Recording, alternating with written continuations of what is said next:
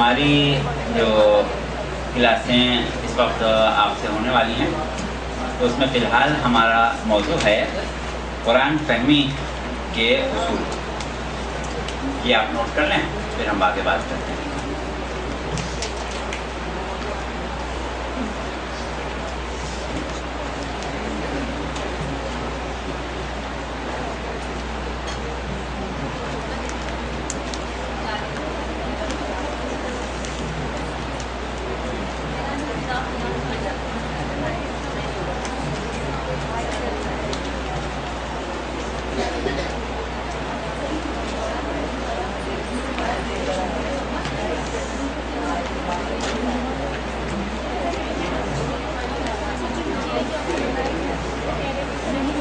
اچھا دیکھیے، قرآن کے لیے جب ہم بات کرتے ہیں قرآن فہمی کی تو ظاہر ہے قرآن فہمی کا مطلب آپ سمجھتے ہیں کہ قرآن کو سمجھنا، سمجھنے قرآن کو سمجھنا. تو قرآن کو سمجھنے کے لیے کن اصولوں کے اوپر ہمیں کاربند ہونا چاہیے تاکہ قرآن جو کلام الہی ہے اور اس میں جو کچھ بیان کیا جا رہا ہے عالم انسانیت کے لیے، اس کے ایک ایک لفظ، ایک ایک جملے اور ایک ایک پیراگراف یا آیات میں منشائے خداوندی کیا ہے، اللہ کیا پیغام دینا چاہتا ہے. تو اب ان چیزوں کو سمجھنے کے لیے اصولوں پر تو ہمیں بات کرنا ہے، لیکن قبل اس کے کہ ہم اصولوں پر بات کریں پہلے ہمیں یہ دیکھنا پڑے گا کہ قرآن کو سمجھنے کے لیے اصولوں کی ضرورت کیوں ہے. کیا وجہ ہے کہ ہم قرآن کو سمجھنے کے لیے کوئی خاص اصول اختراع کرنا چاہتے ہیں، کچھ کوشش کرنا چاہتے ہیں، صحیح کرنا چاہتے ہیں.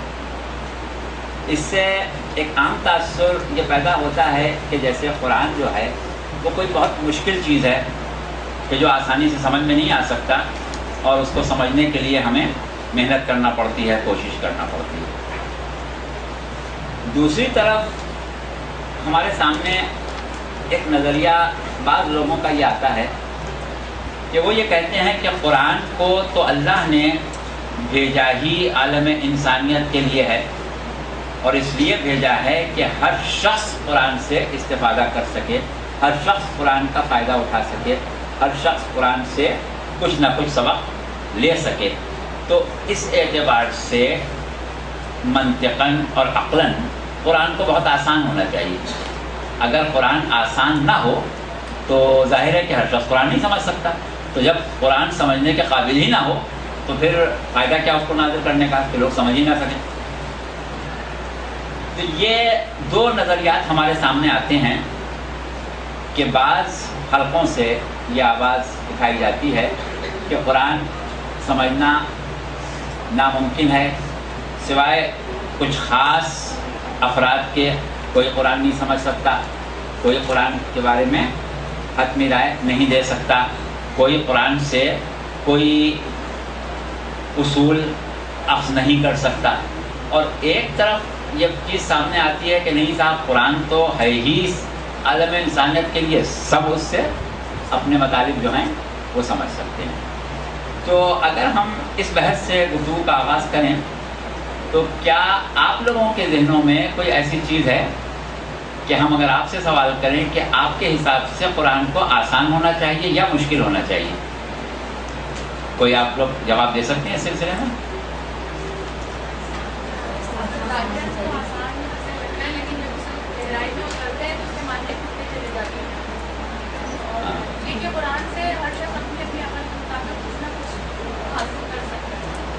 اچھا، جو وہ اپنی عقل سے حاصل کرے وہ مستند ہوگا اور اس کو مشیت خداوندی کہا جا سکے گا. ہاں، آپ کیا کہیں گے؟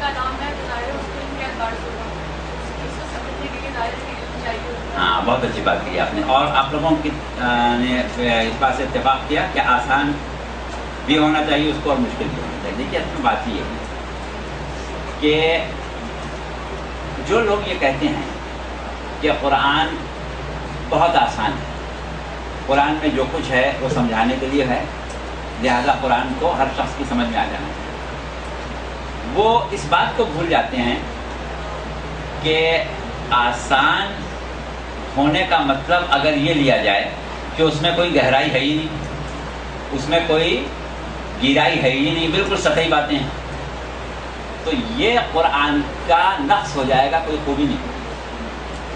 اور اگر قرآن میں گہرائی ہو، گہرائی ہو، معنوں میں بہت زیادہ وسعت ہو، تو پھر ظاہر ہے کہ وہ ایک لحاظ سے مشکل ہوتا چلا جائے گا۔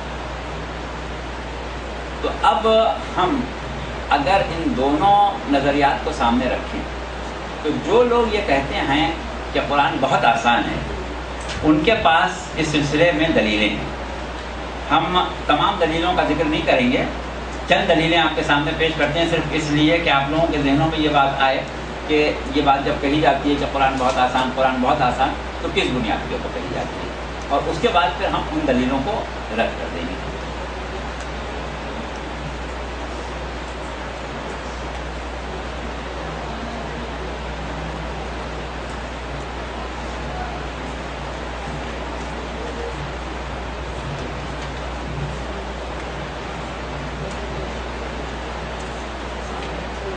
ہاں کر لیں گے۔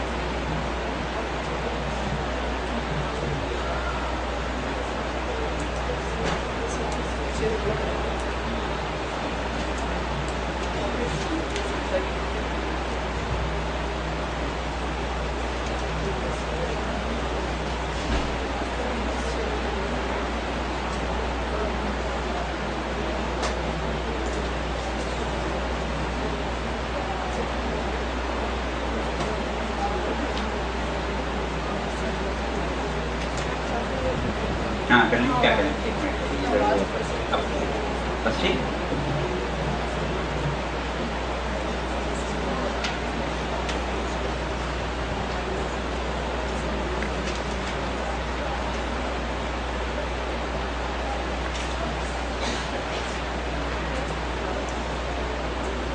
پہلی چیز تو یہ ہے کہ یہ کہا جاتا ہے کہ اگر کوئی کتاب ایسی لکھی جائے جس کو پڑھنے والے سمجھ ہی نہ سکیں تو یہ کتاب لکھنے والے کی کمزوری ہے، کہ کتاب تو اس نے لکھ دی لیکن پڑھنے والوں کو سمجھ ہی بھی نہیں آتا، تو یہ اس کی کمزوری ہے۔ لہذا کیونکہ قرآن اللہ کا کلام ہے، اس لیے اللہ کی ذات ہر کمزوری سے مبرہ و منزہ ہے، تو یہ کمزوری قرآن میں نہیں ہونا چاہیے۔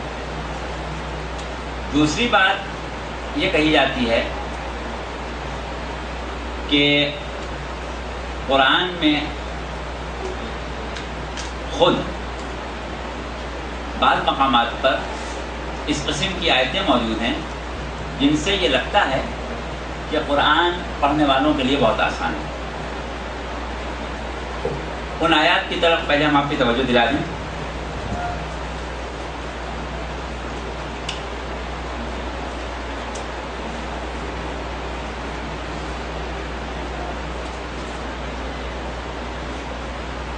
سورہ ہود کی پہلی آیت، الف لام را کتاب، اچھا ہم اردو کو ترجمہ پڑھ دیتے ہیں خالی۔ یہ کتاب ہے جس کی آیات محکم کی گئی ہیں، پھر بہت حکیم و خبیر کی طرف سے تفصیلاً بیان کیا گیا ہے۔ سورہ اعراف کی 52ویں آیت،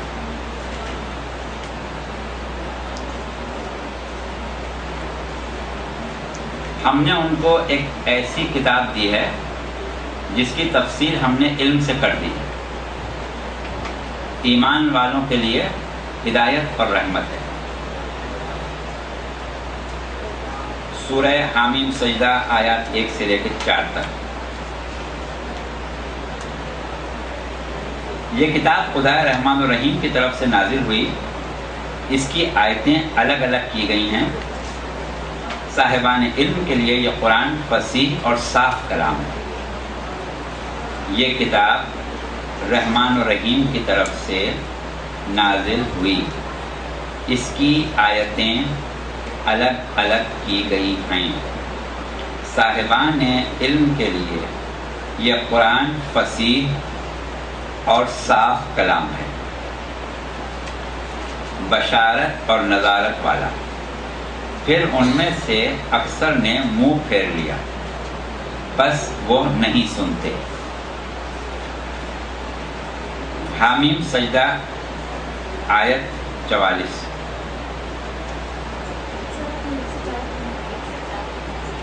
ہاں 1 سے 4 تک تو ہو گئی نا، اب آگے بڑھ رہے ہیں۔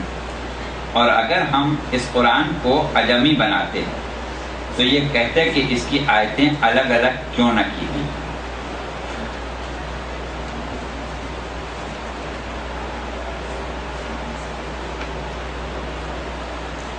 اب ان آیتوں کو سامنے رکھنے کے بعد یہ کہا گیا کہ قرآن جو ہے وہ ہر شخص کے لیے عام فہم ہے، ہر شخص کے لیے سمجھ میں آنے والا ہے۔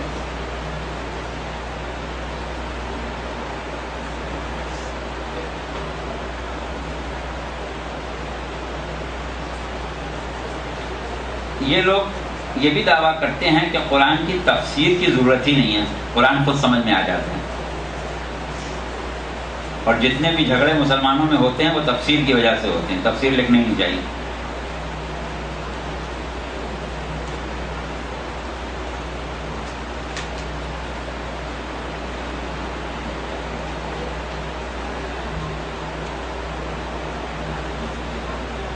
اس کے بعد وہ یہ بھی کہتے ہیں کہ ابتدائی زمانے کے مسلمانوں نے قرآن کو سمجھ لیا تھا، کیونکہ ان کی زبان قرآن تھی، ان کی زبان عربی تھی، لہذا انہوں نے قرآن کو سمجھ لیا تھا، جس کی وجہ سے انہوں نے دنیا میں بڑی ترقی کی۔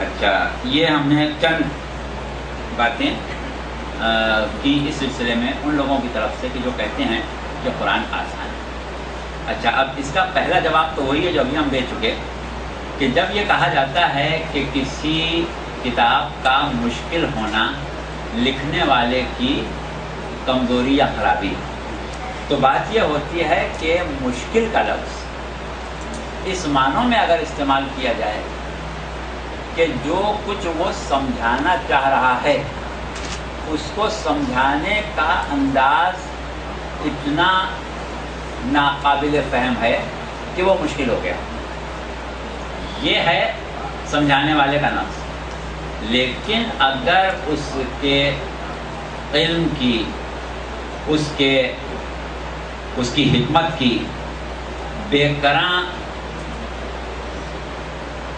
جو خاصیتیں ہیں، جو نتائج ہیں،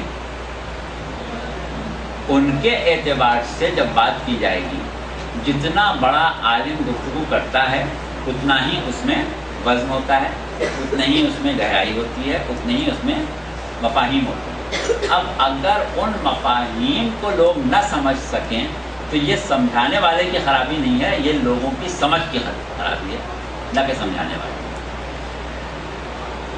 دوسری چیز جو یہ کہا جا رہا ہے کہ قرآن یہ کہہ رہا ہے کہ ہم نے صاف اور واضح زبان میں اس کو بیان کیا ہے، تو بات یہ ہوتی ہے کہ قرآن کو عربی میں پروردگار عالم نے نازل کیا ہے، اور عربی زبان کے جاننے والے جو اس زمانے میں تھے جب قرآن نازل ہوا تھا، ان سے بہتر عربی جاننے والا کوئی نہیں، لیکن ان کے لیے رسول کی ذمہ داری کیا تھی؟ یعلمہم الکتاب والحکمہ، وہ ان کو کتاب و حکمت کی تعلیم دیں۔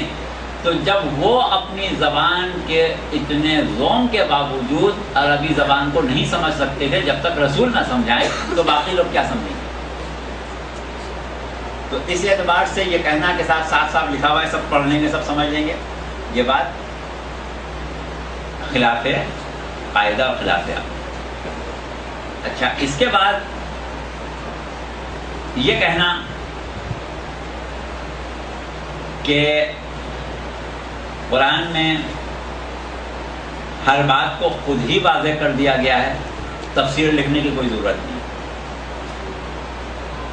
تو اس کا جواب یہ ہے کہ اب تک جتنی تفسیریں لکھی گئیں سب بیکار لکھی گئیں، ان سب کو جلا دینا چاہیے اور لوگوں کے ہاتھ میں قرآن دے دینا چاہیے، جیسے شروع کے لوگ تفسیر لکھے جانے سے پہلے قرآن کو پڑھ کے ترقی کر گئے تھے پھر کرنے لگے، تو ظاہر ہے کہ عملاً ایسا نہیں ہے۔ تو ان تمام چیزوں کو سامنے رکھتے ہوئے جب ہم غور کرتے ہیں کہ قرآن کو آسان کہیں یا مشکل، تو نتیجہ یہ نکلتا ہے کہ قرآن خود مشکل نہیں ہے، یعنی قرآن میں وہ مشکلات نہیں ہیں جس کو نقص کہا جائے، بلکہ قرآن ایک مختصر سی کتاب ہے۔ ہم یہ دیکھتے ہیں کہ اگر آج کے زمانے میں 10 15 20 25 دانشوروں کی ٹیمیں مل کے ایک انسائکلوپیڈیا لکھتی ہیں، 50 جلدیں 100 جلدیں 150 جلدیں، اس میں بھی وہ یہ دعویٰ نہیں کر سکتی کہ اس میں تمام علوم آ گئے، لیکن اس کے باوجود کچھ عرصے بعد وہ بیکار ہو جاتی ہیں، اس کے تحقیقات جو ہیں وہ ناقص اور غلط ثابت ہو جاتی ہیں، پھر نئی انسائکلوپیڈیا لکھنا پڑتا۔ لیکن وہ قرآن جس کا دعویٰ ولا ردبن ولا یابسن الا فی کتاب مبین کا ہے، وہ 1400 سال سے ویسے ہی تازہ ہے۔ تو اب اس میں اتنی چھوٹی سی کتاب میں تمام علوم موجود ہیں، تو جب تمام علوم اتنی چھوٹی سی کتاب میں موجود ہیں تو ان علوم کو ظاہر ہے کہ اس طرح اس میں پوشیدہ کیا گیا ہے کہ اشاروں میں، کنایوں میں بہت سی باتیں کر دی گئیں۔ اور ہم نے پہلے جو کچھ کلاسیں آپ سے کافی عرصے پہلے غالباً 3-4 سال پہلے لی تھی، تو اس میں ایک مثال دی تھی کہ کچھ چیزیں ایسی ہوتی ہیں کہ جن کو ہم چاہتے یہ ہیں کہ بہت سی بات چھوٹے سے نقطے میں کہہ دی جائے، چھوٹے سے لفظ میں کہہ دی جائے، چھوٹے سے حرف میں کہہ دی جائے، تو اس کا طریقہ کیا ہوتا ہے کہ کچھ سمبلز بنائے جاتے ہیں۔ آج کمپیوٹر کی اپنی ایک زبان ہے، اس میں سمبلز ہیں، اب جو ان سمبلز کو سمجھتا ہے وہی اس سے نتائج نکال سکتا ہے۔ یا کیمسٹری ہے، اب اس میں اگر ہم نے کہیں لکھ دیا سی، تو ایک عام آدمی کے لیے تو وہ ایک الفابیٹ ہے، لیکن اگر ایک کیمسٹری جاننے والا ہے تو وہ کہے گا کہ سی جو ہے اس کے معنی کاربن کے ہوتے ہیں، کاربن کی اتنی قسمیں ہوتی ہیں، کاربن اس جگہ پائی جاتی ہے، کاربن کے یہ ریئیکشنز ہوتے ہیں، کاربن کا ایٹمک ویٹ یہ ہوتا ہے، کاربن کا ایٹمک نمبر یہ ہوتا ہے، کاربن مختلف چیزوں کے ساتھ اس طرح ریئیکٹ کرتی ہے۔ تو صرف ایک لفظ سی کے اوپر وہ پوری کتاب لکھتے ہیں۔ تو کیا ہوا کہ اشارے اور کنائے میں اگر مختصر سے مختصر الفاظ استعمال کر کے زیادہ سے زیادہ مفاہیم بیان کرنا ہو تو وہ اس طرح آسان ہو ہی نہیں سکتے کہ ہر کس و ناقص کی سمجھ میں آ جائے۔ اس کے لیے کچھ نہ کچھ انسان کے اندر استعداد علمی ہونا ضروری ہے۔ اس کے بعد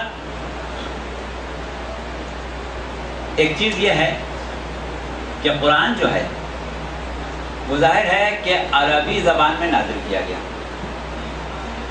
ہر زبان میں الفاظ جو ہیں ان کا ذخیرہ، اس زبان کی لغت، اس زبان کی ڈکشنری جو ہوتی ہے، اس میں ان چیزوں کے لیے الفاظ ہوتے ہیں کہ جو چیزیں اس زبان کے بولنے والوں کے سامنے ہوں، جو ان کے یہاں جس سے ان کا واسطہ پڑتا ہو۔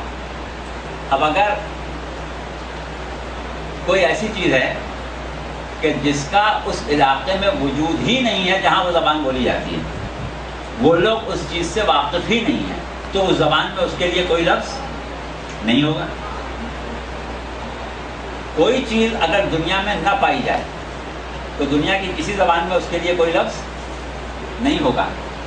اچھا، اب قرآن کو جب اللہ نے عربی میں نازل کیا تو قیامت تک کے علوم بھی اس میں آ گئے، اس میں عالم برزخ کی باتیں بھی آ گئیں، اس میں عالم محشر کی باتیں بھی آ گئیں، اس میں عالم آخرت کی باتیں بھی آ گئیں، اس میں اور دیگر عوالم کی باتیں بھی آ گئیں جس کا اہل عرب سے کو کوئی علم نہیں تھا۔ تو اب اس کے لیے قرآن نے عربی کی لغت سے کچھ الفاظ لے کے ان کو وہ معنی دے دیے۔ اب اگر ہم یہ چاہیں کہ خالی عربی کی لغت سے اس کے معنی سمجھ لیں تو وہ سمجھ میں نہیں آئیں گے۔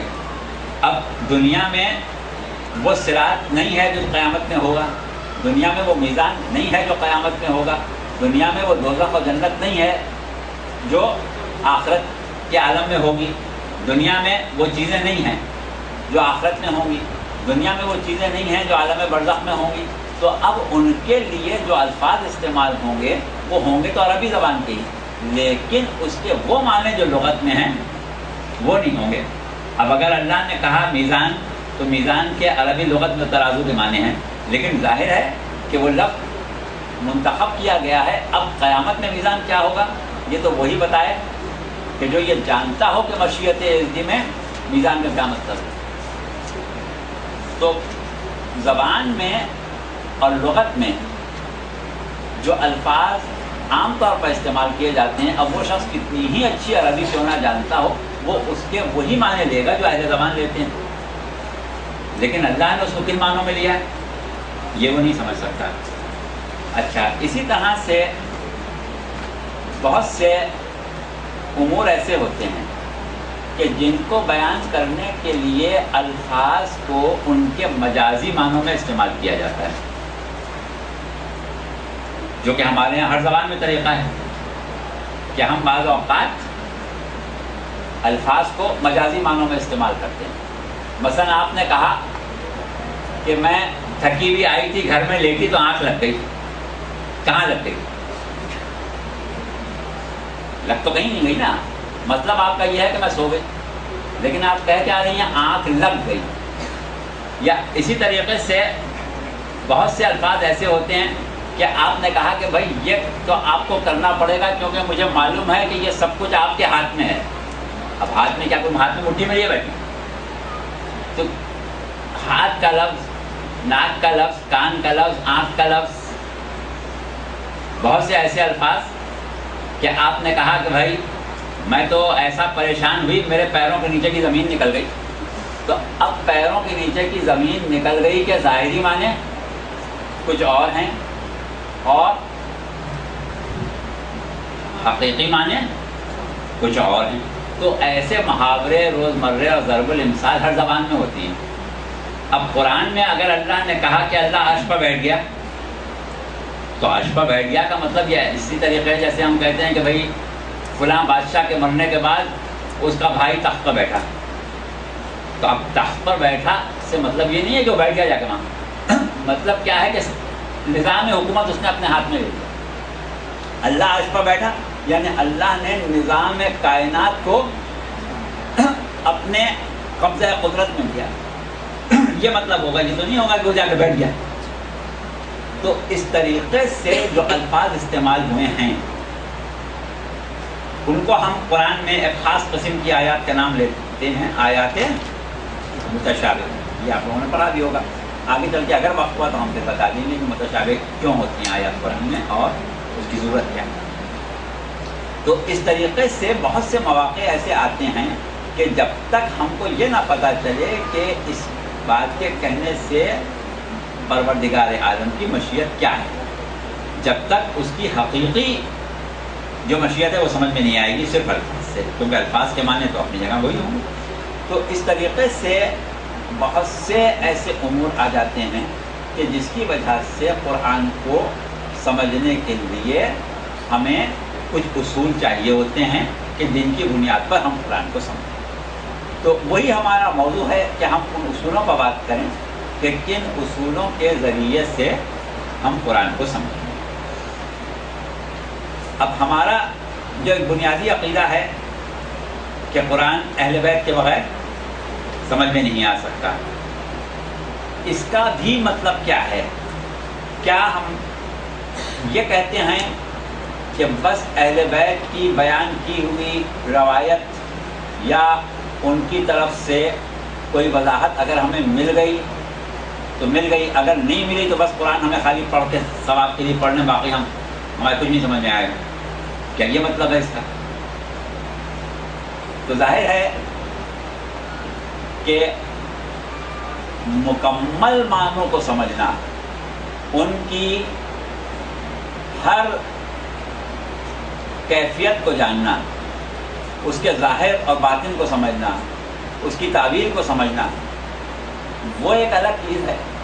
اور محکم آیات سے واضح طور پر اگر کوئی بات بیان کی جا رہی ہے اس کو سمجھ لینا، وہ بالکل ایک الگ چیز ہے۔ کہ اب اگر قرآن میں لکھا ہے کہ قل هو اللہ احد، اے رسول آپ کہہ دیجئے کہ وہ اللہ ایک ہے، تو اب اس میں کوئی ایسی بات نہیں ہے کہ جس کے لیے ہم کوئی اس قسم کی وضاحت ڈھونڈنے جائیں۔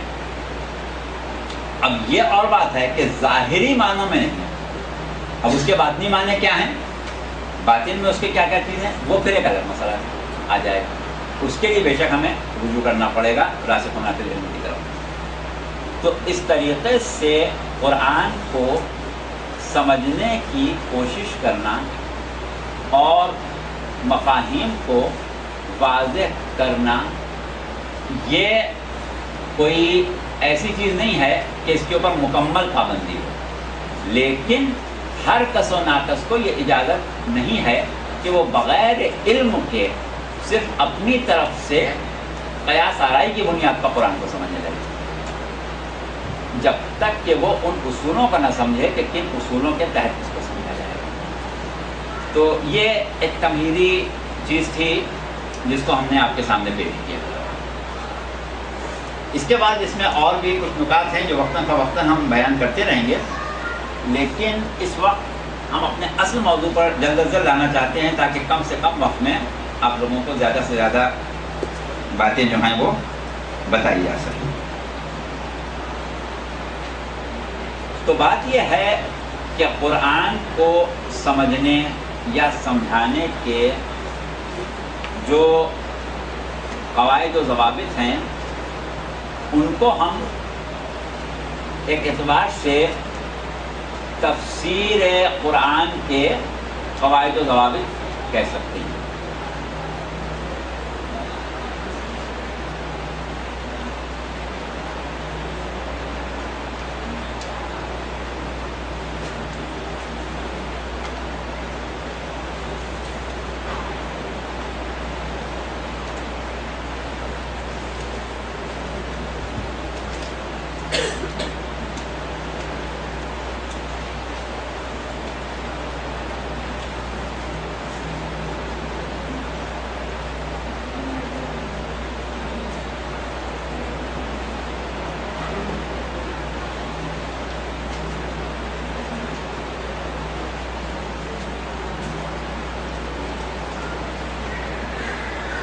تو اب جیسا کہ ابھی ہم نے کہا کہ قرآن کی تفسیر کی تاریخ یہ ہے کہ خود رسول اللہ معلم کتاب و حکمت ہیں، آپ نے خود قرآن کی تفسیر کی، قرآن سنایا اور اس کے بعد قرآن کی تفسیر کی۔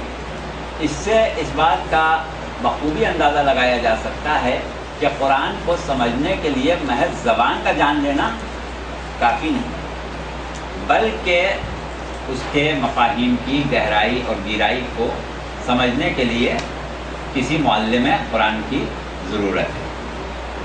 اور پھر قرآن کو کبھی کتاب العلم کہا جاتا ہے، کبھی قرآن میں خود علم کتاب کا لفظ آتا ہے۔ حضرت آصف برقیہ کے بارے میں من عندہ علم من الکتاب کا لفظ آیا، امیر المومنین کے بارے میں من عندہ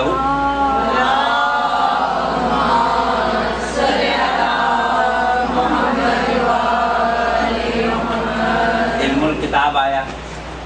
ہم نے اس کو، یہ وہ جو کتاب کا علم رکھتا ہے، رسول کے لیے آیا کہ جو کتاب اور حکمت کی تعلیم دیتے ہیں. تو اس سے یہ پتہ چلتا ہے کہ قرآن ایک منبع علم ہے، اور علم کو سمجھنے اور سمجھانے کے لیے ظاہر ہے کہ صاحبان علم کی ضرورت ہوتی ہے کہ جو اس علم کے ماہر ہوں وہ اس علم کو سمجھاتے ہیں. تو بس اس علم کو سمجھانا جو ہے وہی ایک اعتبار سے تفسیر قرآن.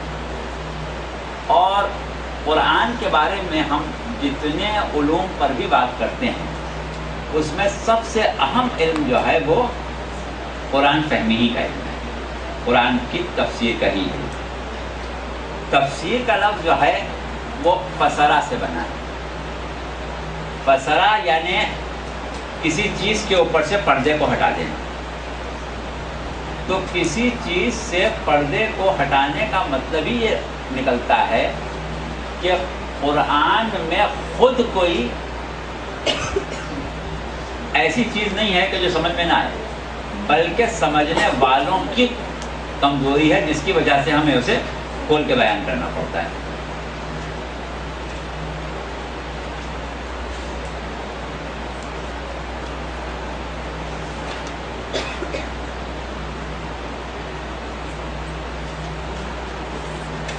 جو بھی اشتباہ ہوتا ہے وہ خود کلام میں نہیں ہوتا بلکہ فہم قرآن میں ہوتا ہے. تو تفسیر جو ہے وہ اشتباہ کو کلام الہی سے دور نہیں کرتی بلکہ لوگوں کے ذہنوں سے دور کرتی ہے. یہ تھوڑی سی باتیں ابھی شروع میں آپ کو ذرا مشکل سی لگ رہی ہوں گی اور وہ کچھ معلوم ہو رہی ہوں گی، لیکن بس ابھی تفسیر کی اقسام پر آ جائیں گے تو پھر اتنی پریشانی نہیں ہوگی. جی اشتباہ میں الف شین سے بھی ہے.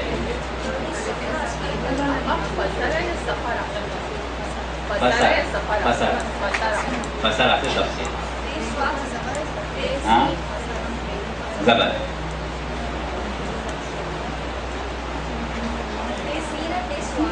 سین سے تفسیر کیسے لکھیں؟ سین سے لکھتی ہیں نا آپ.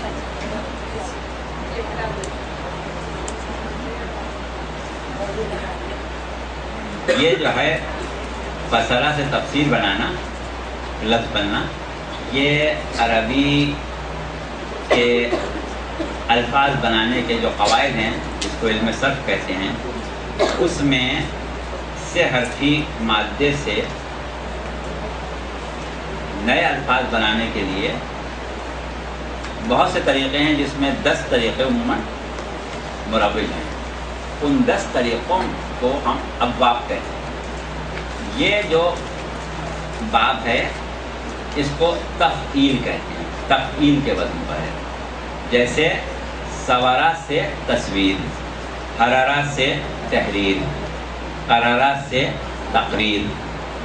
ٹھیک ہے، تو اسی طرح فسرہ سے تفسیر.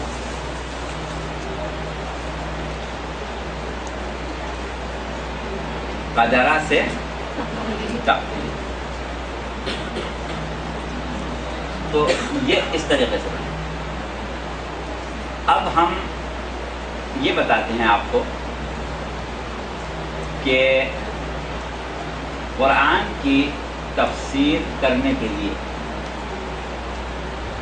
مفسرین نے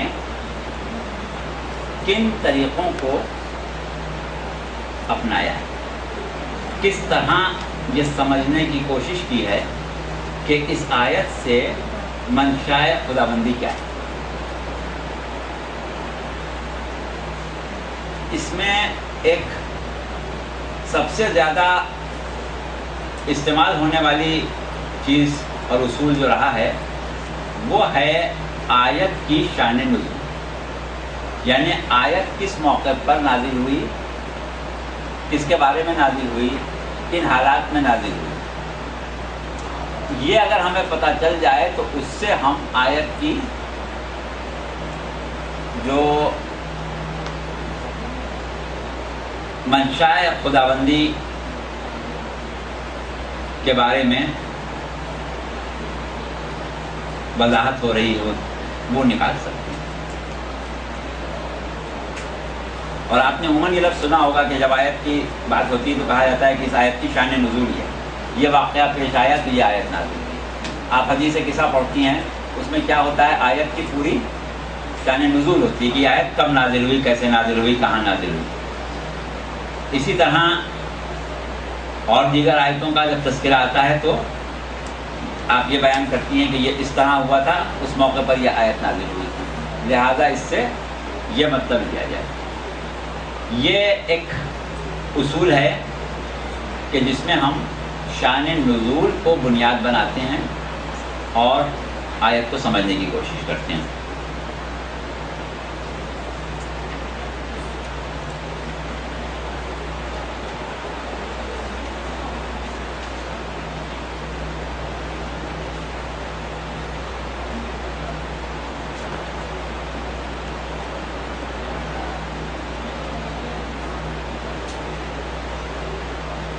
اچھا، دوسرا طریقہ وہی ہے کہ قرآن کو عربی زبان کے قواعد اور اس کے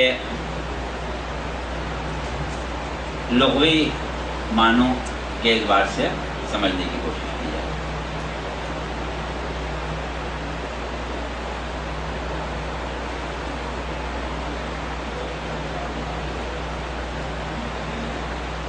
تیسرا طریقہ یہ ہوتا ہے کہ قرآن کو ہم دیگر جدید علوم کی روشنی میں سمجھنے کی کوشش کریں۔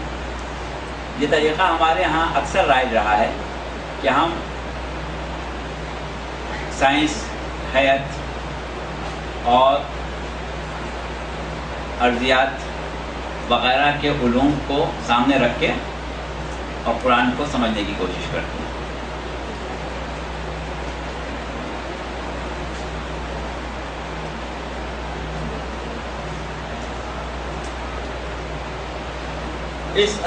اس طریقے میں خوبی یہ ہے کہ ہم بنیاد بناتے ہیں ایک اصول کو، اور وہ اصول یہ ہے کہ اللہ کا قول، قرآن کیا ہے، اللہ کا قول ہے، اور کائنات جو ہے وہ اللہ کا فعل ہے، اللہ نے کیا۔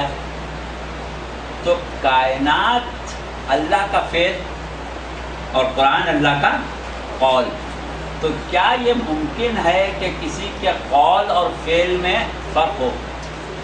اگر کوئی شخصیت جو اپنا معاشرے میں کوئی مقام و مرتبہ رکھتی ہو تو ہم اس کی خوبی یہ بیان کرتے ہیں کہ ان کے قول و فعل میں فرق نہیں ہے، لیکن اگر کسی کے قول و فعل میں فرق ہو تو ہم اس کو مستند شخصیت نہیں مانتے۔ تو جب اس اصول کے تحت ہم سوچتے ہیں تو کیا یہ ممکن ہے کہ اللہ کے قول اور فعل میں کوئی فرق ہو؟ تو اللہ کے قول اور فعل میں فرق نہیں ہو سکتا، جو اللہ کہتا ہے وہی کرتا ہے، جو کرتا ہے وہی کہتا ہے۔ تو اب پوری کائنات اللہ کا فعل ہے، یہی وجہ ہے کہ ہم کائنات کی ہر شے کو اللہ کی آیت کہتے ہیں، قرآن کے ہر جملے کو بھی اللہ کی آیت کہتے ہیں۔ قرآن کا جملہ یہ آیات الہی۔ اچھا، اور کائنات کے عجائبات کو بھی ہم آیات الہی کہتے ہیں۔ ان فی خلق السماوات والارض واختلاف اللیل والنہار لآیات لأولی الالباب، زمین و آسمان کی خلقت میں اور رات و دن کے آنے جانے میں صاحبان عقل کے لیے آیات ہیں۔ اسی طرح آیات کے بارے میں، کائنات کی آیات کے بارے میں بہت سی آیتیں ہیں قرآن میں۔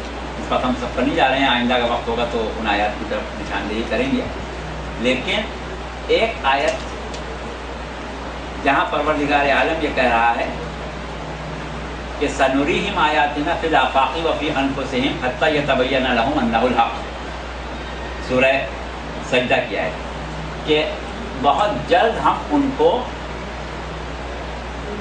زمین و آسمان میں اور خود ان کے نفوس میں اپنی آیتیں دکھا دیں گے، یہاں تک کہ ان کو واضح ہو جائے کہ حق یہ ہے۔ تو اس کا مطلب کیا ہوا کہ عجائبات قدرت جو ہیں وہ بھی اللہ کی آیتیں ہیں، اور قرآن کے جملے جو ہیں وہ بھی اللہ کی آیتیں ہیں۔ تو اب اگر عجائبات قدرت کا علم ہمیں کسی نتیجے پر پہنچا رہا ہے تو اس کا سہارا لے کے ہم قولی آیات کو سمجھنے کی کوشش کر سکتے ہیں. یہ طریقہ ایک مقبول طریقہ ہے، لیکن اس میں کچھ خامیاں ہیں. اور اس سے پہلے والے جو طریقے ہم نے بتائے، شان نزول والا اور عربی زبان کے قواعد و ضوابط والا، ان میں بھی کچھ خرابیاں ہیں.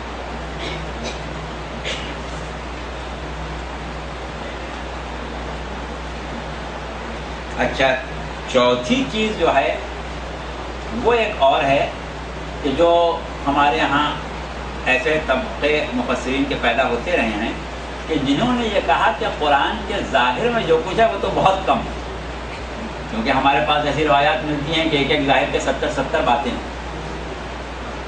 تو جب ایک ظاہر کے 70 باتیں ہیں تو پھر قرآن میں اصل میں تو جو کچھ ہوا وہ سب باطنی نہیں ہوا، ظاہر تو اس کے مقابلے میں کچھ بھی نہیں ہوا. تو پھر ہم ظاہر کے چکر میں کیوں پڑیں؟ جتنی بھی کوشش کریں وہ باطن کو، بطون قرآن کو سمجھنے کی کوشش کریں. اور جب بطون قرآن سمجھ میں آئیں گے تو قرآن خود بخود سمجھ میں آ جائے گا. یہ بھی ایک مکتب فکر ہے، ایک اسکول آف تھاٹ ہے کہ بطون قرآن کو سمجھو، ظاہر کو چھوڑو. اور بعض تفاسیر اس طرح لکھی گئی ہیں کہ اس میں صرف بطون قرآن کی بات ہوئی ہے، قرآن کے باطن کی بات ہوئی ہے، قرآن کے ظاہر کو نظر انداز کیا گیا. لیکن اس میں بھی ایک خرابی ہے، اس کی طرف ابھی ہم توجہ دلا رہے ہیں. اس کے بعد ایک اصول تفسیر کا جو اس وقت سب سے زیادہ مقبول ہے اور گزشتہ 100 سال سے رائج ہوا ہے، اس سے زیادہ پرانا یہ اصول نہیں، وہ ہے، اس کو ہم کہتے ہیں تفسیر موضوعی. میم واو زواد واو عین.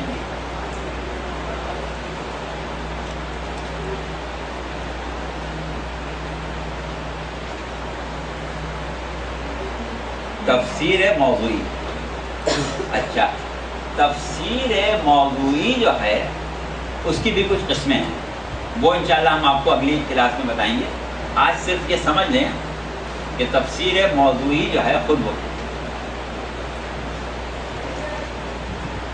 تفسیر موضوعی کا مطلب یہ ہے کہ ہم قرآن کو اس طرح سمجھنے کی کوشش کریں کہ مختلف موضوعات کا انتخاب کر لیں، کیونکہ قرآن میں بہت سے موضوعات پر گفتگو کی گئی ہے. قرآن میں الہیات پر بھی گفتگو کی گئی ہے، قرآن میں عالم آخرت پر بھی گفتگو کی گئی ہے، قرآن میں دنیا کے عجائبات پر بھی گفتگو کی گئی ہے، قرآن میں تاریخ پر بھی گفتگو کی گئی ہے، انبیاء کی تاریخ بیان کی گئی، قرآن قصے بیان کیے گئے، قوموں کے عذابوں کے قصے بیان کیے گئے، قرآن میں احکامات پر بھی بات کی گئی، اوامر و نواہی پر بات کی گئی، قرآن میں علم حیات پر بھی بات کی گئی، طبقات الارض پر بھی بات کی گئی، حیوانات پر بھی بات کی گئی، حشرات الارض پر بھی بات کی گئی، انسانوں پر بھی بات کی گئی. تو قرآن کے بہت سے موضوعات ہیں. اخلاقیات پر بھی بات کی گئی، معاشی اور معاشرتی اصولوں پر بھی بات کی گئی، اقتصادیات پر بات کی گئی. تو قرآن کے موضوعات بے شمار ہیں. اگر ہم ایسا کریں کہ قرآن کا ایک موضوع لیں اور پورے قرآن میں وہ آیتیں تلاش کریں کہ جو اس موضوع سے متعلق ہیں. مثلا ہم نے اقتصادیات کا اگر موضوع لیا تو اقتصادیات کے بارے میں قرآن میں جتنی آیتیں ہیں وہ سب لے لیں. قرآن کی آیتیں خود ایک دوسرے کی تفسیر ہوتی ہیں. تو جب اس موضوع سے متعلق ہمارے پاس 10 12 15 20 25 50 آیتیں جمع ہو جائیں گی تو پھر ہمارے پاس اس موضوع کے بارے میں قرآن کا نقطہ نظر خود بخود سامنے آ جائے گا.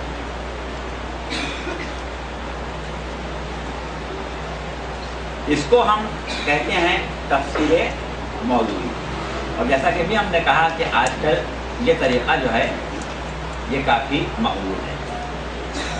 اب اس میں کیا خرابی ہے، کیا اشتباہات پیدا ہو سکتے ہیں، اس پر ہم بات کریں گے. لیکن پہلے والے جو ہم نے 4 5 طریقے بیان کیے ہیں اس میں کیا خرابی ہے اس پر بات کریں گے. دیکھیے پہلی چیز جو ہم نے کہی کہ آیت کی شان نزول سے اس آیت کے مفاہیم کو سمجھنا، اس میں جو ایک بہت بڑا اعتراض وارد ہوتا ہے وہ یہ ہوتا ہے کہ قرآن جو ہے وہ زیادہ مستند ہے، زیادہ محکم ہے بنسبت روایت کے۔ میں نے کوئی روایت بیان کی جائے کہ بھئی ایسا ہوا تھا، وہ جو ہے وہ اتنی مستند نہیں ہوتی جتنا خود قرآن مستند ہے۔ اب ہم کیا کر رہے ہیں کہ شان نزول کہاں سے آ رہی ہے؟ ایک روایت ہے، کسی نے بیان کیا کہ بھئی یہ ہوا تھا، تو کیا ہوا کہ ہم ایک کمزور چیز سے مضبوط چیز کو سمجھنے کی کوشش کر رہے ہیں۔ روایت تو جھوٹی بھی ہو سکتی ہے، غلط بھی ہو سکتی ہے، اور ہوا بھی ہے۔ ہمارے سامنے یہ مثالیں موجود ہیں کہ بہت سی آیات ہیں جن کے بارے میں لوگوں نے اپنی مرضی کے مطابق شان نزول کر کے بیان کر دی کہ وہ اس موقع پر نازل ہوئی تھی، یہ آیت تو اس موقع پر نازل ہوئی تھی، یہ ہوا تھا اس وقت یہ آیت نازل ہوئی تھی۔ تو اب جب اس میں خود اشتباہ پیدا ہو گیا اور روایت جیسی کمزور چیز کو ہم بنیاد بنا رہے ہیں ایک محکم اور مستند چیز کو سمجھنے کے لیے، تو یہ اصول جو ہے وہ ناقص ہو گیا۔ اب یہ اور بات ہے کہ وہ لوگ کہ جو اس نقص کی طرف توجہ دلاتے ہیں وہ یہ کہتے ہیں کہ ہم اس کو مکمل نظر انداز نہیں کر سکتے، کیونکہ شان نزول سے بہرحال بہت سی باتیں سامنے آتی ہیں، اور بعض روایات جو ہیں وہ اتنی مستند ہیں کہ ہم ان کو بنیاد بنا لیں، لیکن بنیادی طور پر یہ خرابی بہرحال پھر بھی ہے کہ روایت کے ذریعے ہم آیت کو سمجھیں۔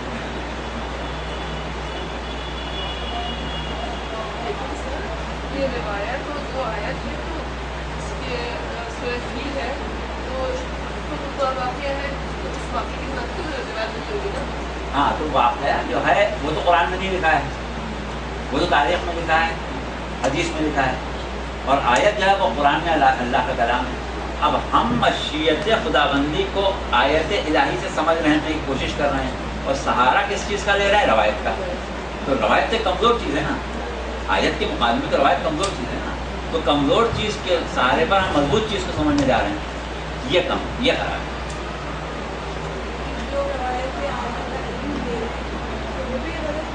بات یہ ہے کہ ائمہ طاہرین جو بات کہہ رہے ہیں یا خود رسول اللہ جو بات کہہ رہے ہیں وہ ہم سے تو نہیں کہہ رہے ہیں نا، درمیان میں بہت سے لوگ آ گئے ہیں۔ ابھی اس کے اوپر بات کریں گے انشاءاللہ اگلی کلاسوں میں حدیث کو سمجھنے پر، تو یہ بات ہے آپ لوگوں کو سمجھ میں آئے گی۔ درمیان میں تو بہت سے لوگ آ گئے نا۔ آیا تفسیر میں درمیان میں کوئی نہیں آیا، بی بی فاطمہ نے جو روایت کی وہ کس سے کہی؟ اور جابر بن عبداللہ انصاری نے کس سے کہی؟ جابر بن عبداللہ انصاری سے بھی آپ کی ملاقات تو نہیں ہوئی نا؟ ہاں ہوئی، تو کیا جابر بن عبداللہ انصاری سے آپ کی براہ راست بات ہوئی؟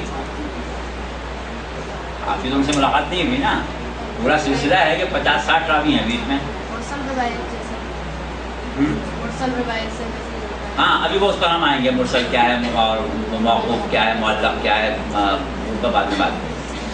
اچھا، تو کیا ہوا کہ روایت کے ذریعے ہم نے سمجھا ہے، اور روایت جو ہے وہ بات ہے۔ اب اس کے بعد جو دوسرا معاملہ ہے زبان و بیان والا،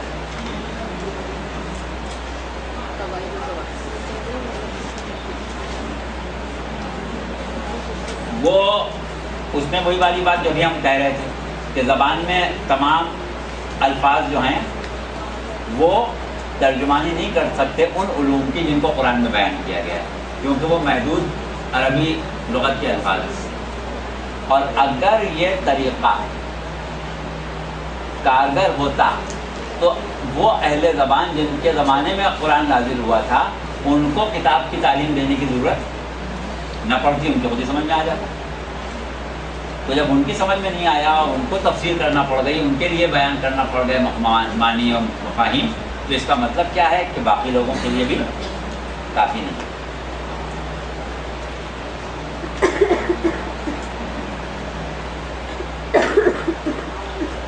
اچھا، اس کے بعد جب ہم آتے ہیں اس طریقے پر کہ جس کو ہم نے کہا کہ جدید علوم اور مشاہدہ قدرت، کائنات پر غور و فکر، اس کے ذریعے ہم قرآن کو سمجھیں، تو اس میں ایک بڑی خرابی یہ پیدا ہو جاتی ہے کہ یہ علوم جو انسان اپنے تجربات، اپنے مشاہدات اور اپنے تفکر و تعقل سے حاصل کرتا ہے، اس میں ہمیشہ غلطی کا امکان رہتا ہے. اور آج تک کا ہمارا تجربہ یہ ہے کہ ہر صدی میں، بلکہ اب تو صدی بھی پوری نہیں گزرتی، جو ہم نتائج کائنات کو دیکھ کے نکالتے ہیں، جو اصول ہم بناتے ہیں، وہ تھوڑے دن بعد غلط ثابت ہو جاتے ہیں.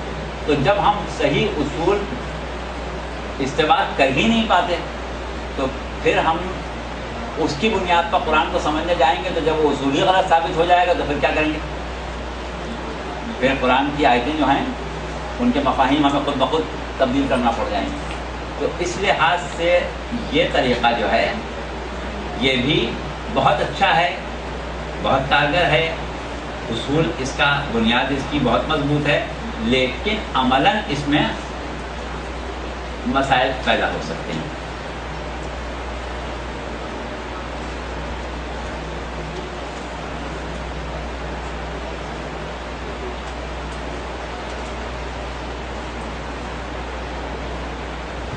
اس کے بعد جو ہمارا اگلا اصول تفسیر بیان کرنے کا، جس کو ہم نے ابھی کہا کہ ظاہر کو نہ دیکھا جائے، صرف باطن کو سمجھنے کی کوشش. تو باطن والا معاملہ یہ ہے کہ وہ جب باطن ہے تو وہ باطن ہی ہے، علاوہ تو نہیں ہے.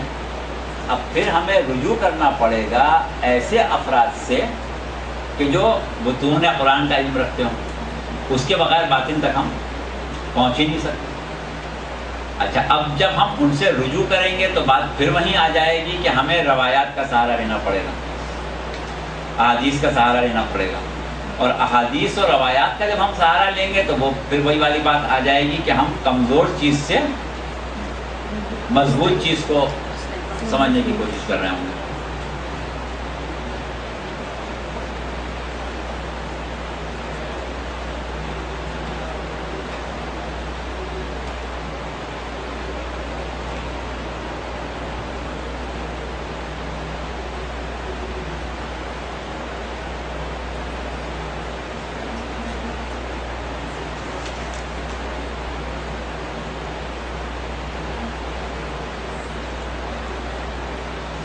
اب آخر میں ہم تفسیر موضوعی، جس کا ہم نے تذکرہ کیا اور کہا کہ یہ سب سے اچھی چیز ہے،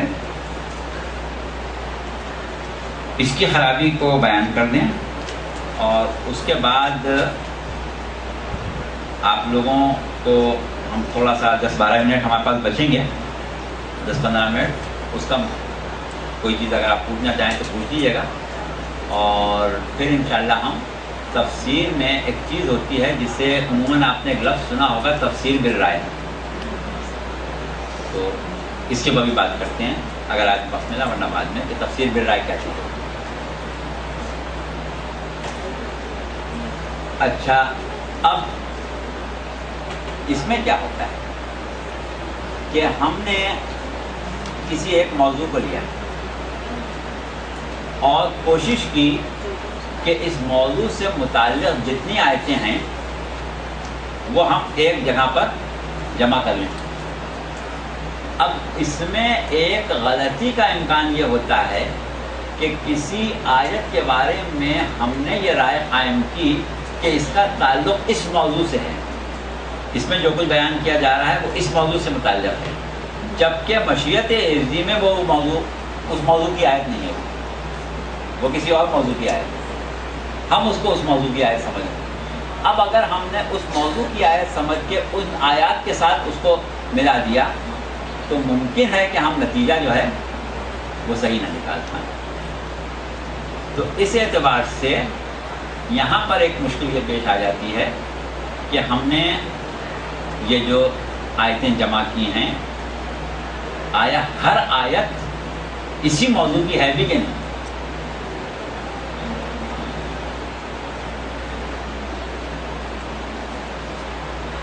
اچھا، یہاں تک چلنے کے بعد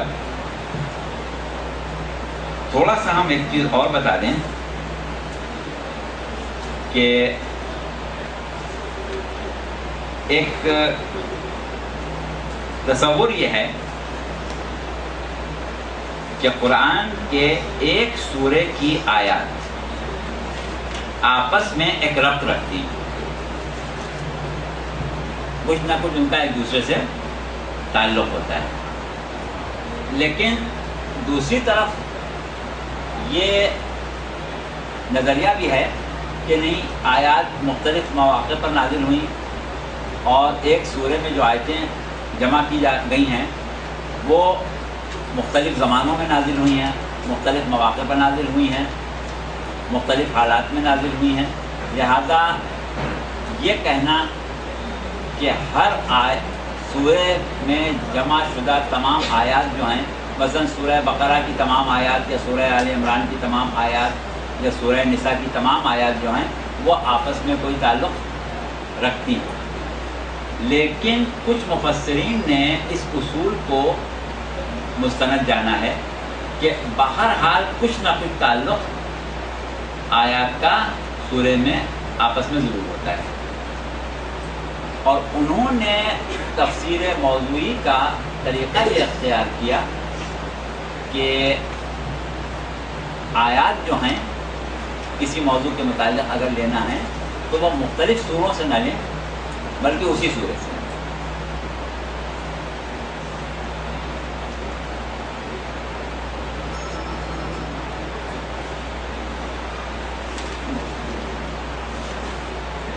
اب ذرا یہ مشکل موضوع ہے، آپ لوگ تھکے جا رہی ہیں. اب ایسا کریں کہ اب آپ خود پوچھیں ہم سے.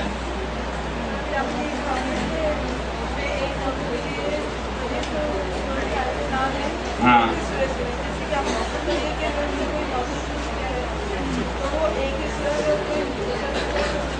نہیں، مختصر تو نہیں ملے گا، بڑے صورت ہاں بڑے صورت بڑے چھوٹے.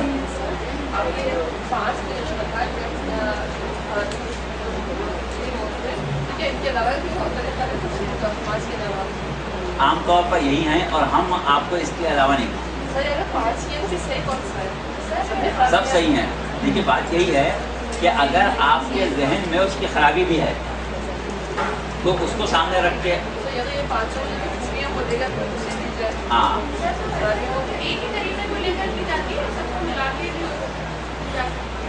دیکھیے، بات یہ ہے کہ یہ وہ طریقے ہیں جو اب تک رائج رہے ہیں اور یہ کچھ اصول بنائے گئے ہیں، ان کے اوپر قرآن کو سمجھنے کی کوشش کی گئی. آپ لوگوں کے لیے ہم کوئی نئی چیز نہیں دیں گے، یہی جو اب تک رائج رہے ہیں طریقے وہی بتائیں گے.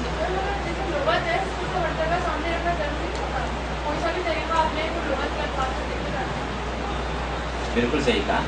بات یہ ہے کہ زبان کو سمجھنے کے لیے زبان کے معنی دوبارہ سمجھنا پڑیں گے، لیکن لغت میں بھی آپ کو اس بات کا خیال رکھنا پڑے گا کہ ایک چیز ہوتی ہے لفظی یا لغوی معنی اور ایک ہوتے ہیں مجازی معنی، جیسا کہ ابھی ہم نے گفتگو کی.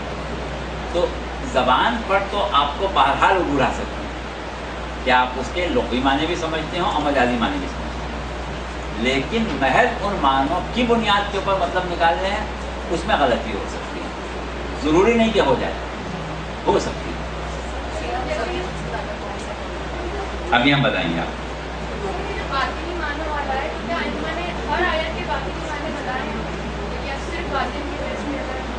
ہاں، بات یہ ہے کہ آئمہ سے تفاسیر کے علوم ہم کو ملے ضرور ہیں، خاص طور سے 11ویں امام سے، امام حسن عسکری ہے.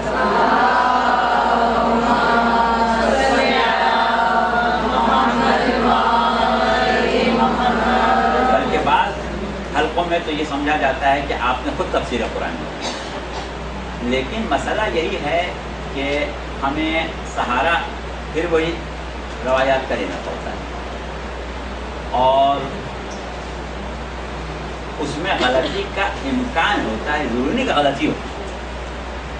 تو ان تمام غلطی کے امکانات کو اگر ہم ذہن میں رکھیں گے تو پھر ہم ہر طریقے کو سامنے رکھیں گے، ہر طریقے کی خوبی اور خامی کو سامنے رکھیں گے، اس کے بعد نتیجہ نکالیں گے۔ لیکن ہم سے مقصد یہ ہے کہ اس کے لیے بھی ہم آگے چل کے بات کریں گے کہ مفسر کی شرائط ہوتی ہیں، یعنی جس شخص میں وہ شرائط پائی جائیں اس کو حق ہے کہ وہ قرآن کی تفسیر کر سکے، تو وہ مفسر کی شرائط انشاءاللہ اگلی کلاس میں بتائیں گے۔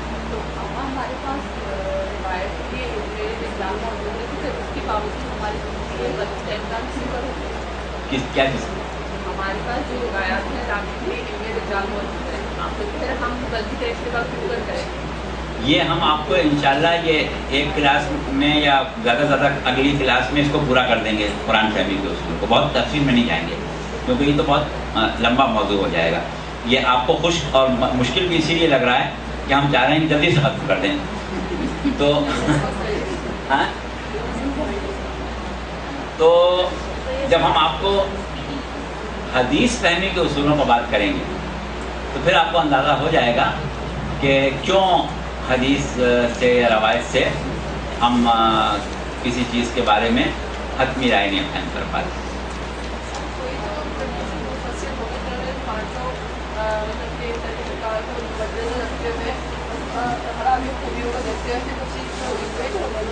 ہم تو آپ لوگوں کو بنا رہے ہیں وہ مفسر کہ آپ کریں ایسی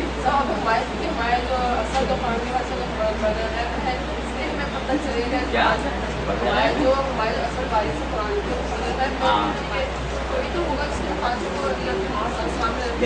یہی ہم کہہ رہے ہیں کہ قرآن کو سمجھنے کے لیے بہرحال ہمارے پاس کچھ اصول ہیں اور مفسر کی کچھ شرائط ہیں، وہ پوری ہو جائیں تو تفسیر کر سکتے ہیں، سمجھ سکتے ہیں۔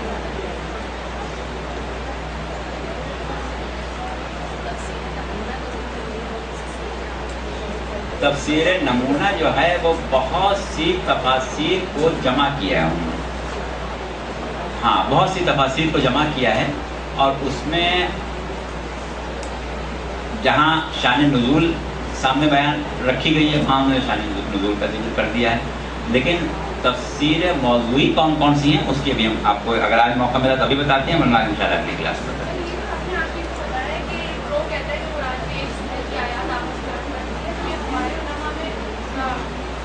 نہیں ہے، ابھی ہم آپ کو بتا رہے ہیں اس اسکول کا ہم ذکر کر رہے ہیں۔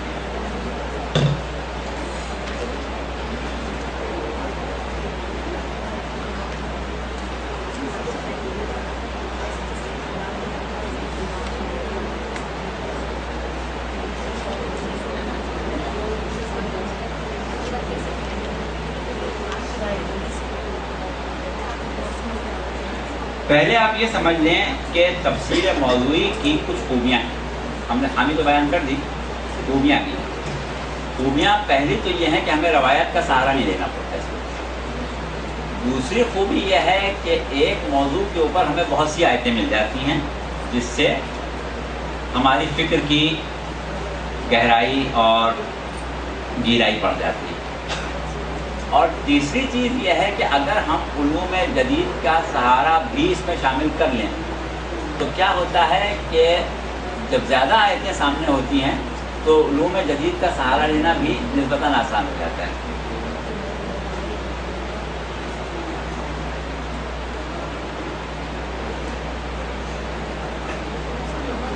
دوسری خوبی ریپیٹ کر دیں گے۔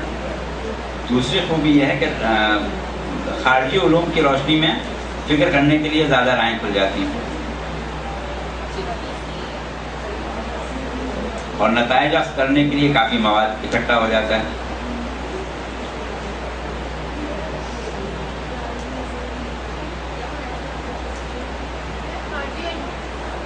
کیا چیز؟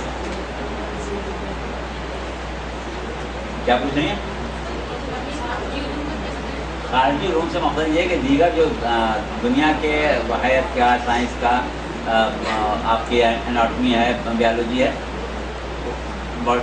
باٹنی ہے، بیالوجی ہے، اس سے سہارا لینا آسان ہو جاتا ہے۔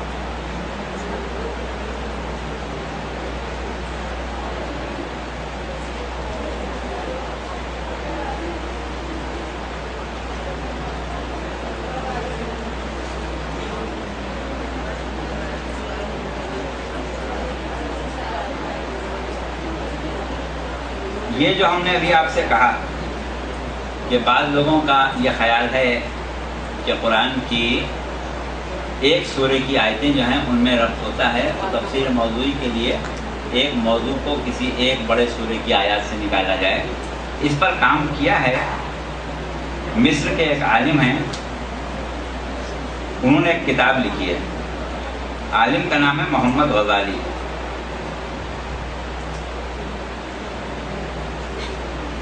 اور کتاب کا نام ہے نحو تفسیر موضوعی لسورۃ القرآن۔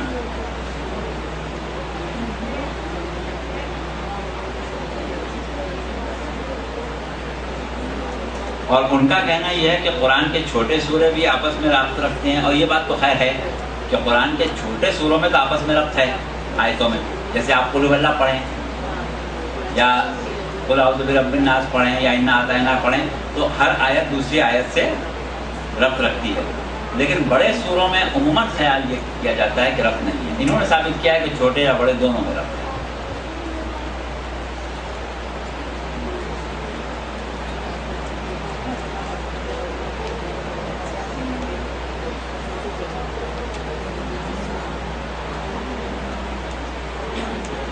یہ اور بات ہے کہ بعض جگہ بڑے سوروں میں کسی ایک ہی موضوع پر مسلسل آیتیں مل بھی جاتی ہیں۔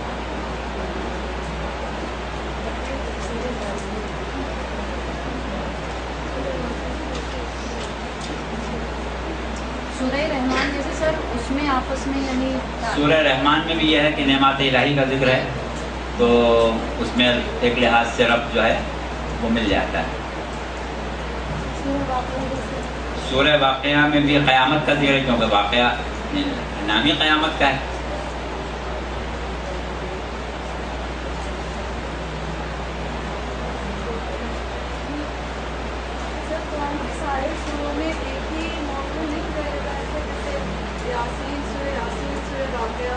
نہیں، ایک ہی موضوع تو نہیں ہے۔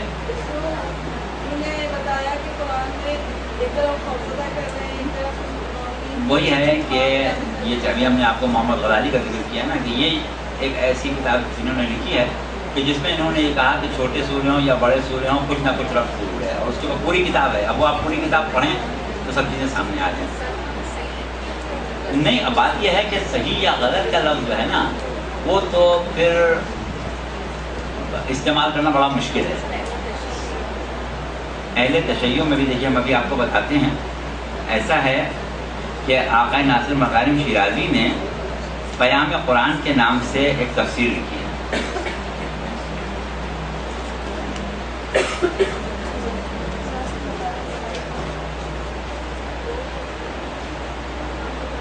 لیکن انہوں نے ایک سورہ نہیں لیا ہے، انہوں نے یہ طریقہ اختیار کیا ہے کہ پورے قرآن سے آیتیں لی ہیں۔ اسی طرح آیت اللہ جعفر سبحانی نے منشور جاوید کے نام سے لکھی ہے۔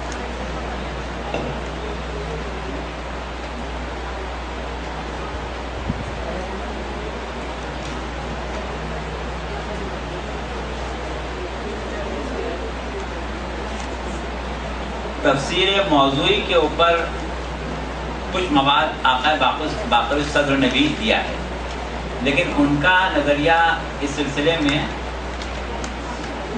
یہ آیت اللہ جعفر سبحانی اور آیت اللہ ناصر مکارم شیرازی سے تھوڑا سا مختلف ہے۔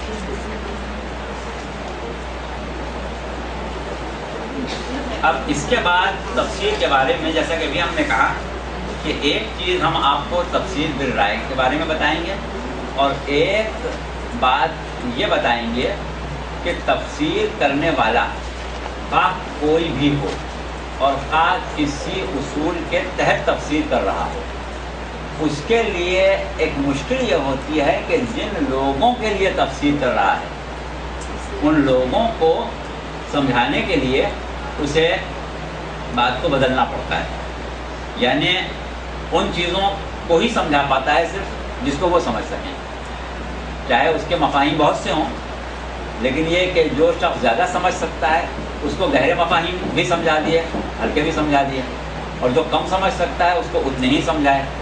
تو اب بظاہر تو اس نے اسی آیت کی تفسیر کی ہے، لیکن سننے والوں کے معیار کو دیکھتے ہوئے ایک ہی مفسر کی تفسیر میں آپ کو فرق مل جائے گا کہ وہ ایک جگہ کچھ کہہ رہا ہے، ایک جگہ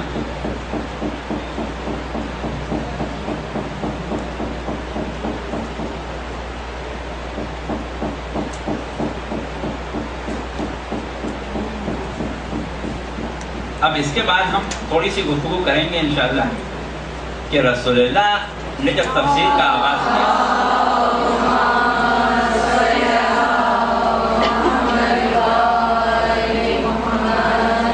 تو ان کو تفسیر کرنے کے لیے کیا مسائل پیش آتے تھے. جو ان کے سامنے لوگ بیٹھے ہوتے تھے ان کی خوبی یہ تھی کہ وہ زبان تو بہت اچھی طرح سمجھتے تھے، لیکن دیگر علوم میں ان کی دسترس جو تھی وہ نہیں تھی.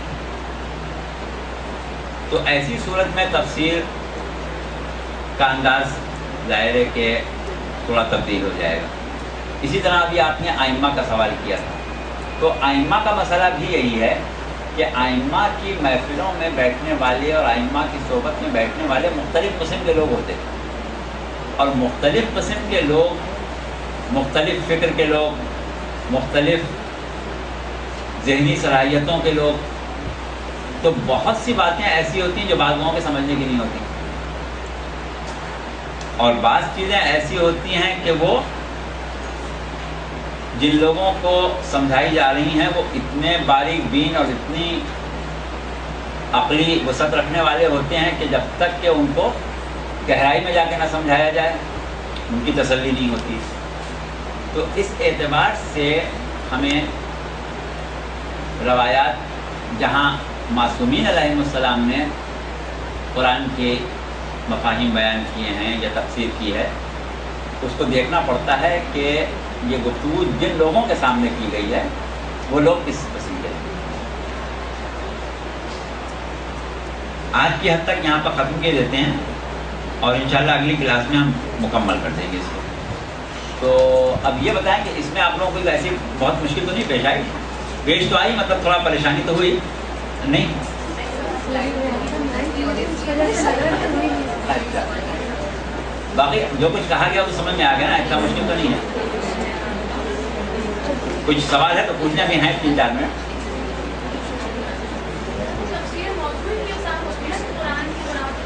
ہاں ہاں، باقی تفسیر کی قسمت ہم نے بتائی آپ کو، اس میں قسم تفسیر موضوع بھی ہے.